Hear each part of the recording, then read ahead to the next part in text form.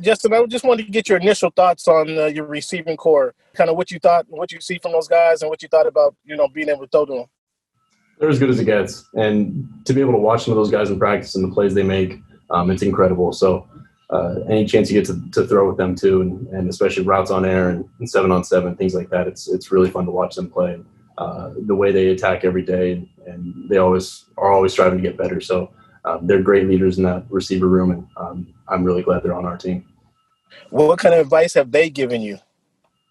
Kind of along the lines of what Kellen said, just always be better and get better and work on things every day, and never let your past mistakes affect your next ones, and just to keep climbing, and no matter how hard it gets, just keep fighting. Wanted to talk to you a little bit about just being in that defense. Obviously, you mentioned Joey Bosa, Melvin Ingram.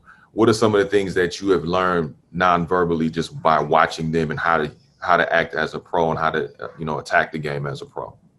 I think that's been something that I've been able to pick up on a lot. It's just really just truly just learning how to be a pro.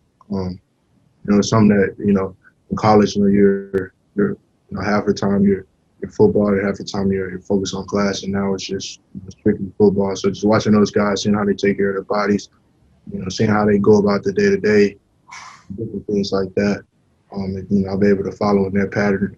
And got a routine set up, like those guys, so that way I can be in that same track of being a great pro. How exciting was this putting on the uniform for you? And then talk about competing out here. What's the thing that stood out to you most about competing out here today?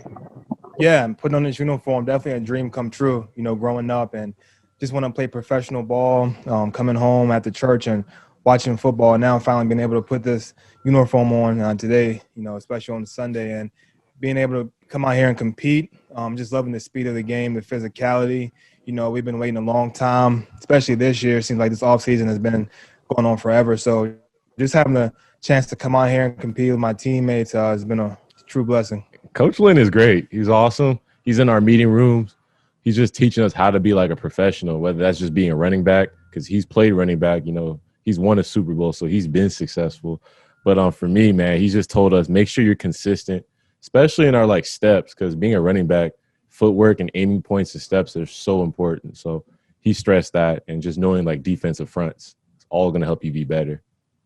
Are you a kind of player that's a little bit harder on yourself and you kind of nitpick at everything? Yeah, I'm extremely hard on myself. I'm never satisfied, and especially playing at this level, I learned it's very easy to be complacent, and you can get caught up in a lot of things, but I can't be satisfied, especially when I'm a rookie and I got to prove myself every single day. Is that one of the most versatile linebacking groups that you've had in a while, where you kind of don't need to take those guys off because they can cover multiple positions, right? Tight ends, receivers, stuff like that? I give credit to Coach Smith on that. I've never been a guy that, when I was coaching linebackers or coordinating forward, where it was, guys learn multiple positions. But Coach Smith has always trained guys like that. And, I've learned a great deal the last couple of years how important that is. So we were concerned about it with not having any OTAs. Here we are coming into training camp. Are we able to do that? And, he started off with a couple guys like Murray's playing, basically one spot. But the other guys, he's rotated them and really challenged them in that way. And it's been pretty cool. So we've had different combinations out there. You've seen Drew out there with Denzel and Murray, and you've seen Kaiser out there, and Kaiser's playing Will and nickel. And so those guys have great versatility, and that only helps, especially in a time like this. How is it decided which talent that you get to choose to be on the kicking return, either kickoff or punt return? How does that happen? In terms of talent pool, Cameron, what we try to get done is this. Everybody's up. Obviously except Tyrod Taylor, but everybody's up. That's one thing that Coach Lynn, and he played for me back in San Francisco. He understands the mindset I have, and I believe in what his vision is. Everybody's up, so there's not one person that you can't go to. You look at Austin Eckler, he just signed a big-time contract, but he could be a kick return guy. Not saying that he will, Cameron, but everybody is up. But we went out, and like I said, we get Darius Jennings from Tennessee. You go and get Joe Reed from Virginia in terms of drafting him. Nas Adderley a year ago, we drafted him. He was hurt a year ago, but he was a great return guy in college. So we got several options to use, but we're just very thankful that Tom went out and drafted some guys and signed some guys to give us a chance to be successful as a return team. Linval, can you talk a little bit about what it's been like for you being the new guy here and your first few weeks in training camp? Yeah, man, it's like being a rookie all over again. Just trying to figure out everything, like you said, within typical off season. So first time being inside the building was for my physical. So just trying to figure out where everything was at. Next day was the first day of work. Had to try to find a training room. And as every day just got a little bit better, you know what I mean? So it's been pretty good. Good group of guys, good team. Everybody want to work hard and everybody have the same goal. And Linval, we've been asking some of your teammates adjectives to describe you. We've heard Coke machine with legs, refrigerator, strongest human. What are your thoughts on that? I mean, hey, I take it all, I'm a hard worker. I come out here every day. I try to get better. It's one phase. Better or worse, you can never stay the same. So every day I try to get a little bit better. You're playing against the defense with Joey Bosa, Melvin Ingram, now Linval Joseph, as you say you played against before. How does that iron sharpen iron? How does that feel? How's that going to make you guys better? It's competition. Nobody likes to lose. You have to think we watch this practice a few hours after we do it. So you're in a room with your peers, you're in a room with your coaches, and essentially you're just showing your game. So, for instance, those guys that you just mentioned, they don't want to lose, and neither do I. So we out there giving our best, and as you say, it's iron sharpening iron. Well, when I lose, I'm getting coached up. Okay, what you saw, what you did, and then when I win, I'm coaching up. This is what I saw. This is why I did what I did. So we're going to get better. Did you guys come to certain action items that you guys look forward to implementing and planning on doing here in the immediate future?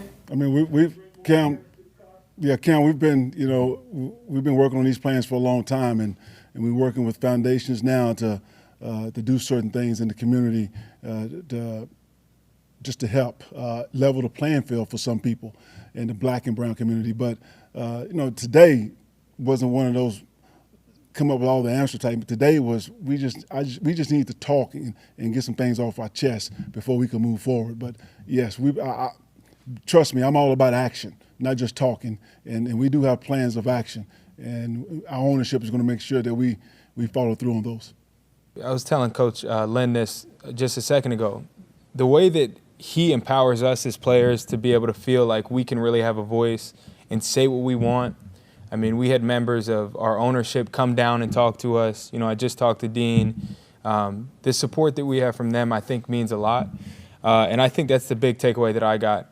I think another takeaway that I got was just, the shared experience that a lot of players have, right? This issue of frustration, built up frustration of years and years of, police brutality and systemic racism and a lot of different things, a lot of shared frustration.